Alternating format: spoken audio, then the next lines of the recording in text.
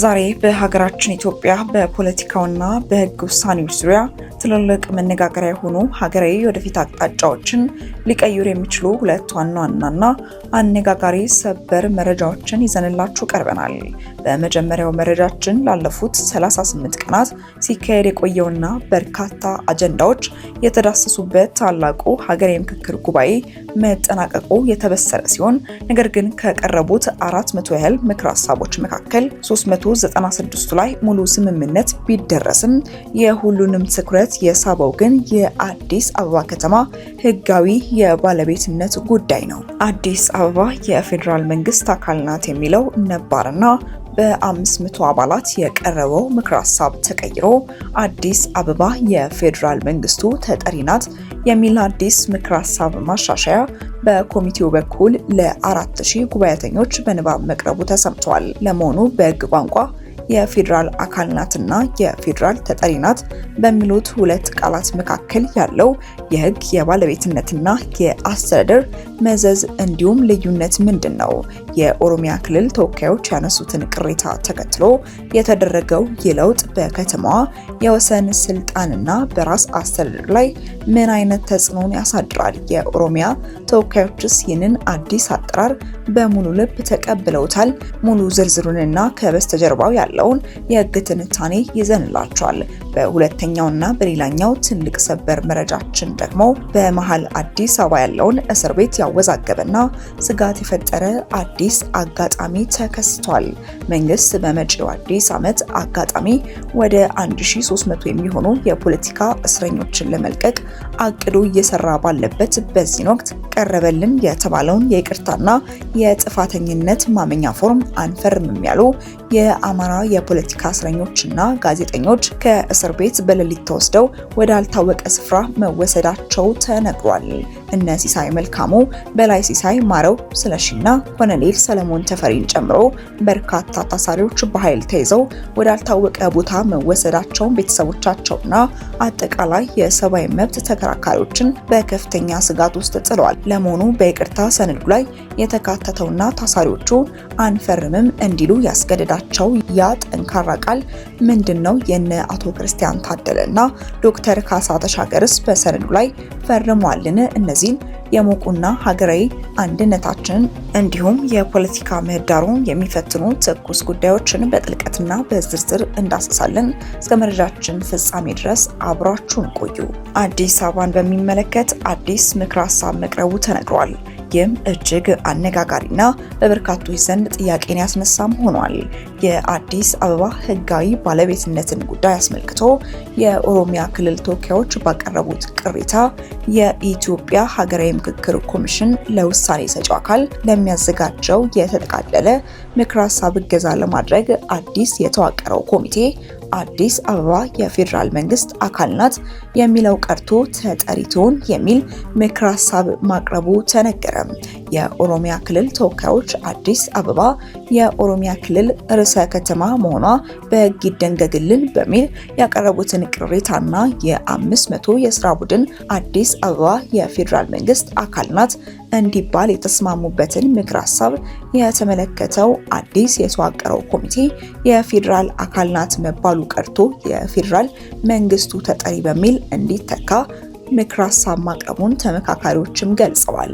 120 አባላት ያሉት የአጀንዳ አጠናካሪዎች ቡድን ነሐሴ 13 ቀን 2018 ዓ.ም ለስምንቱ የ500 የስራ ቡድን ያቀረበው የተጠቃለለ ምክረ ሀሳብ ከተነበበ በኋላ በአዲስ አበባ ከተማ ህጋዊ ባለቤትነት ጉዳይ ከኦሮሚያ ክልል ተወካዮች የቀረበውን ቅሬታ በተመለከተ ምላሽ ለመስጠት የተዋቀረው ኮሚቴ የመጨረሻ ውሳኔ አዲስ አበባ የፌዴራል አካል ናት የሚለውን አስተካክሎ ተጠሪ ትሁን በሚል እንዲተካ ኮሚቴው ምክረ ሀሳብ ማቅረቡን ለ4000 ጉባኤተኞች በንባብ መቅረቡን ተሳታፊዎች ገልጸዋል።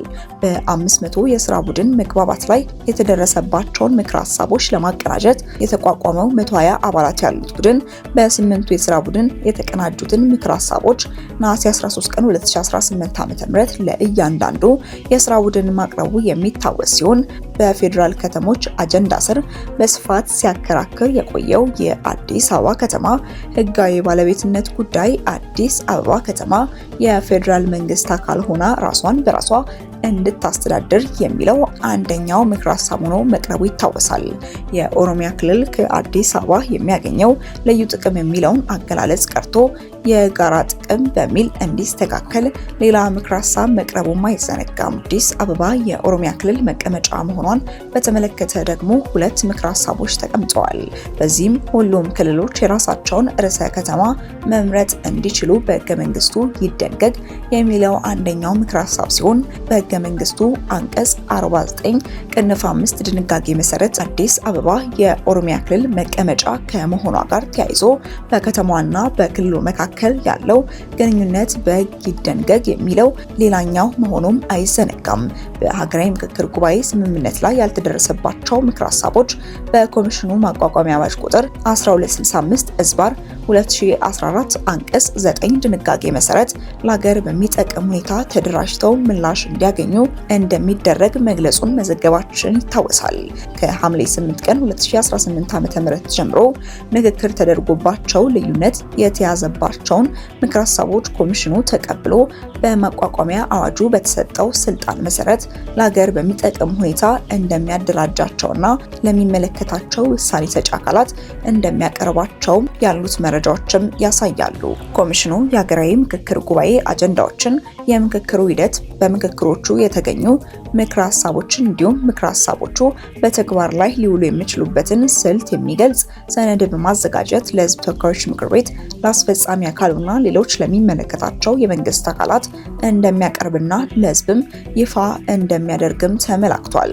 ኮሚሽኑ መንግስት ከሀገራዊ ውይይቶች የሚገኙ ምክረ ሀሳቦችን በተግባር ላይ ለማዋል እንዲችል ግልጽና ተጨባጭ የሆነ እቅድ እንዲያዘጋጅ አስፈላጊውን እገዛ እንዲያደርግም የምክረ ሀሳቦቹን አስፈጻሚ ለመከታተል የሚያስችል ስርዓት እንደሚዘረጋም ተጠቅሷል። እናም አሁን ላይ የአዲስ አበባ ጉዳይ አንድ ምላሽ ብቻ ይዞ የተቀመጠ ሳይሆን በበርካቶች ዘንድ ጥያቄንና አለመስማማትን በመፍጠር ቀጥሏል። ወደ ቀጣይ ጉዳያችን ስናመራ ከሐምሌ ወር ጀምሮ በፖለቲካው ምህዳር ላይ ከፍተኛ መነጋገሪያ የሆነው የፖለቲካ እስረኞች ጉዳይ አዲስ መልክን ይዟል።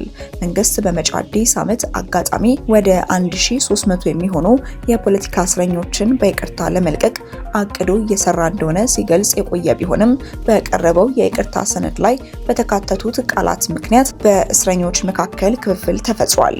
ለመንግስት ይቅርታ መጠየቂያ በቀረበው ሰነድ ላይ የተካተተው ቀጥተኛ ቃል የሚከተለው ነው። በአማራ ክልል ጽንፈኛ ቡድን በሚደረገው ትግል ላይ መሳተፊ ስህተት መሆኑን በማመን መንግስትንና ህዝብን ይቅርታ ጠይቃለሁ።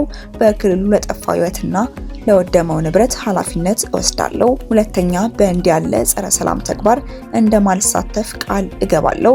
ይህንን አድርጌ ብገኝ መንግስት ማንኛውንም እርምጃ እንዲወስድብኝ በፈቃዴ እፈርማለሁ ይላል። የእስረኞቹ ምላሽና የተከሰተው አጋጣሚ ይህንን ሰነድ በመቀበል እንደ የቀድሞ የህዝብ ተወካዮች ምክር ቤት አባል አቶ ክርስቲያን ታደለ፣ የአዲስ አበባ ከተማ ምክር ቤት አባል ዶክተር ካሳ ተሻገር፣ የቀድሞ የኢዜማ ፓርቲ ሊቀመንበር ዶክተር ጫኔ ከበደና ረዳት ፕሮፌሰር ማረጉ ያበይን ያሉ ግለሰቦች ወንጀል መፈጸማቸውን አምነው መንግስትን ይቅርታ መጠየቃቸው ተገልጿል። በተቃራኒው ደግሞ የፈጸምነው ምንም አይነት ወንጀል የለም፣ ያልሰራነውን ወንጀል አምነን አንፈርምም ያሉ ወደ 30 የሚሆኑ የፖለቲካ እስረኞችና ጋዜጠኞች ሰነዱን ሳይፈርሙ ቀርተዋል። ከነዚህም መካከል የቀድሞ የአማራ ተማሪዎች ማህበር ፕሬዝዳንት ሲሳይ መልካሙ፣ በላይ ሲሳይ፣ ማረው ስለሺ፣ ኮሎኔል ሰለሞን ተፈሪ፣ ዶክተር ወንደሰን አሰፋ፣ ዶክተር ሲሳይ አውጋቸው፣ ጋዜጠኛ ጎበዜ ሲሳይ፣ ጋዜጠኛ ዳዊት በጋሻው እና አቶ ዮሐንስ ባያሌው ይገኙበታል። እነዚህ አንፈርምም ያሉ ታሳሪዎች ከአባ ሳሙኤል እስር ቤት በኃይል ተይዘው በሌሊት ወዳልታወቀ ስፍራ መወሰዳቸው መሰረት ሚዲያ ምንጮቼ አረጋግጠውልኛል ሲልም መረጃውን አጋርቷል። ይህ ድርጊት አሁን ላይ ባልተወሰዱትና አንፈርምም ባሉት ሌሎች ታሳሪዎች ላይም ተመሳሳይ እርምጃ ሊወሰድ ይችላል የሚል ከፍተኛ ስጋትን ፈጥሯል። እነዚህ ሁለት ሀገራዊ ክስተቶች የአዲስ አበባ አስተዳደራዊ ሁኔታና የፖለቲካ እስረኞች ጉዳይ በቀጣዮቹ ቀናት የሀገሪቱን የፖለቲካ አየር ምን ያህል ሊያሞቁት እንደሚችሉ በቀጣይ ጊዜያት የሚከሰቱ ክስተቶች በግልጽ የሚያመላክቱን ይሆናል። ወደ ተመልካቾቻችን እናንተ ማንኛውም ሀሳብ አስተያየት ካላችሁ ኮሜንት መስጫ ላይ ጻፉልን። አብራችሁን ስለነበራችሁ እጅግ አድርገን እናመሰግናለን። በቀጣይ እስክንገናኝ ድረስ መልካም ቆይታ።